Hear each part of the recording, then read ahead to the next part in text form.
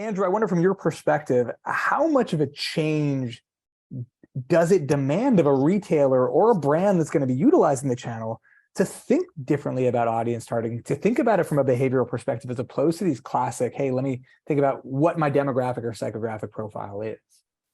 It's a different language than retail world, right? We tend to talk about foot traffic and transactions and things, and not the language of a media company or a brand advertiser. So I think there's a translation that needs to start occurring. But there's a lot of potential in being able to do that. So what else can you overlay? Like, to me, this is traditional media planning.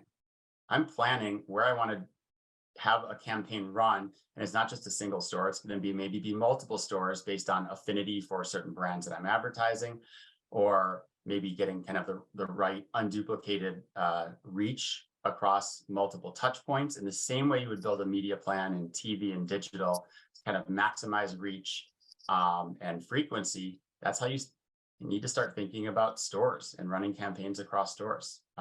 So to me, this is fun. It's like early days of principles that are time tested, that brands have done for a long time, just set in a different context and, underpinned by somewhat different data, but it's very parallel in nature.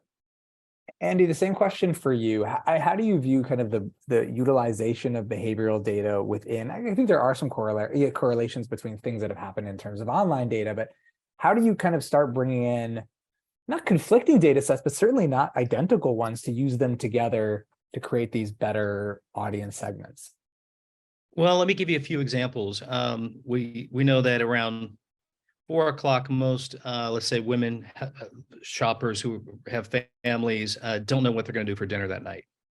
Now, let's also say at 3 o'clock, they're on a school run, right? And you start looking at location data and being able to connect that insight. If you have that insight of what could you do between the school run and home, where there might be a grocery retailer that could pick that piece of insight up and be able to make that connection, right? So there you've got two different data sets, perhaps, and some insights that could be connected, because I think the path that we're on is almost as important as the place we're at. And I think that's when you start, connecting those dots, it really becomes valuable.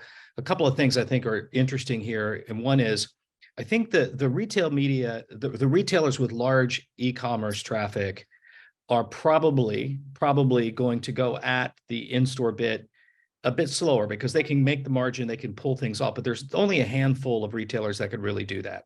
You take the other side of it, like a Dollar General, which I really like what Dollar General's done.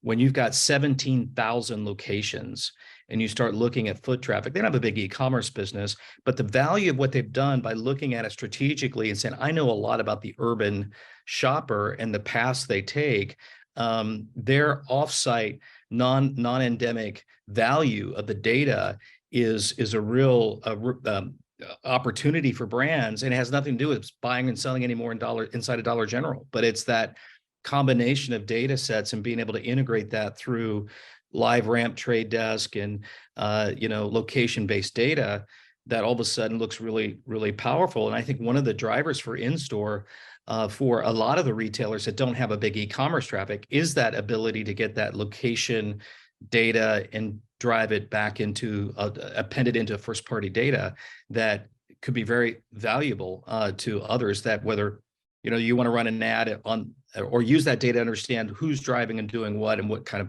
purchase behaviors are behind that. So yeah, I think that's one of also the big drivers behind it for those retailers that they've got a larger footprint and foot traffic than they have online. Then you really need to be thinking about store level data tied into place data.